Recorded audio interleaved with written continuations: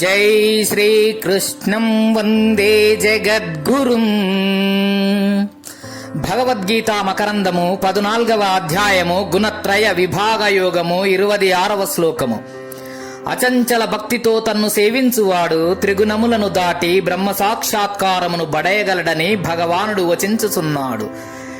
మాంచయో అవ్యభిచారేణ భక్తియోగేన సేవతే నగుణాన్ సమతీతైత్యాన్ బ్రహ్మభూయాయ కల్పతే.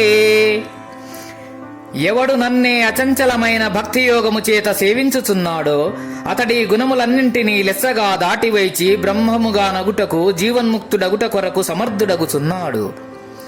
త్రిగుణములకు అవ్వల పరమాత్ముడు కలడు. త్రిగుణములను దాటినచో భగవత్ప్రాప్తి సిద్ధించును. కాని వానిని దాటుట ఎట్లు? ఎంతయో విచారణ, మనోనిగ్రహము, సంయమము దానికి అవసరము. కాని భక్తి యొక్క సహాయమున్నచో ఈ జ్ఞానస్థితి సులభముగా లభింపగలదు. కనుకనే గీతాచార్యుడు దాదాపు ప్రతి అధ్యాయమందును ప్రతి యోగమందును ఈ భక్తిని గూర్చి చెప్పుచున్నాడు.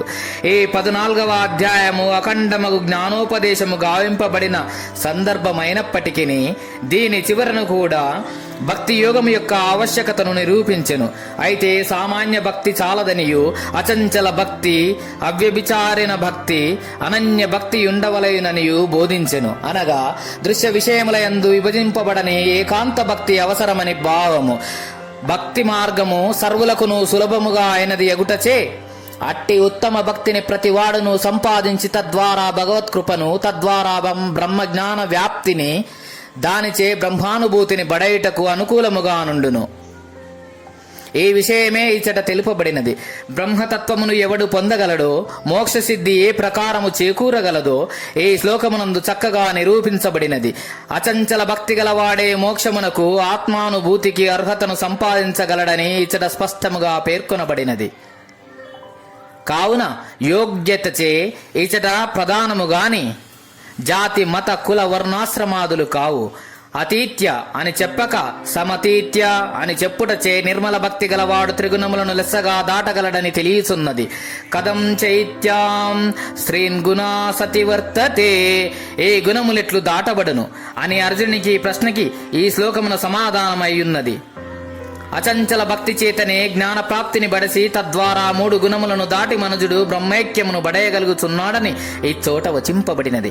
కావున సులభతరమైనటువంటి భక్తి యోగం యొక్క సహాయము చే సాధకుడు ఆత్మజ్ఞానముంది త్రిగుణములను దాటి ముక్తిని శీఘ్రముగా బడయవచ్చును. తాను సాక్షాత్ పరబ్రహ్మమే అని శ్రీకృష్ణమూర్తి చెప్పుచున్నాడు. భగవద్గీత మకరందము 14వ అధ్యాయము గుణత్రయ విభాగ యోగము 27వ శ్లోకము. బ్రహ్మణో హి ప్రతిష్ఠాహమృతస్య అవ్యయస్య చ శాశ్వతస్య చ ధర్మస్య సుఖస్యైకాంతికస్య చ. ఏలయనగా నేను నాశరహితమును, నిర్వికారమును, శాశ్వత ధర్మ స్వరూపమును, దుఃఖ మిశ్రితము కాని నిరతిశయ అచంచల ఆనంద స్వరూపమును అగు బ్రహ్మమును ఆశ్రయమును అనగా బ్రహ్మ యొక్క స్వరూపమును అయ్యున్నాను. జై శ్రీకృష్ణం వందే జగద్గురుం. గీతాచార్యులు.